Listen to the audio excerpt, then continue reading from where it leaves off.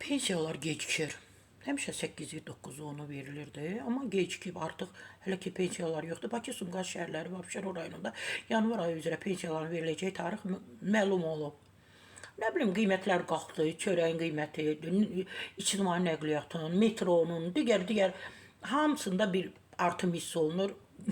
Bəs yaxşı, niyə görə pensiyaları gecikdirirsiniz? Bunlar varsa, təbii ki, daha vaxtından tarixdən əvvəl ödənməlidir də pensiyalarda bizim yaşlılara, əlillərə, digər imtiyazlı şəxslər var ki, onlar alır dövlətdən ödənməlidir. Təbii ki, az politikaya mən istinad edirəm. Bakı-Sumqayıt şəhəri və Abşeron rayonu üzrə yanvar ayının 13-də ödəniləcək, ayın 13-də.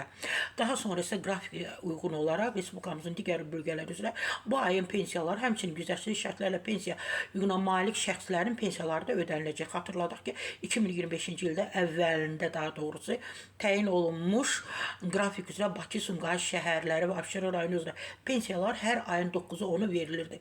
Bəli, indi ona görə gecikdirilir. 2026-cı ilin yanvar ayından etibarən 1,1 milyon nəfər əhatə edən bütün əmək növ pensiyalarının təxminən 10% artırılması planlaşdırılır.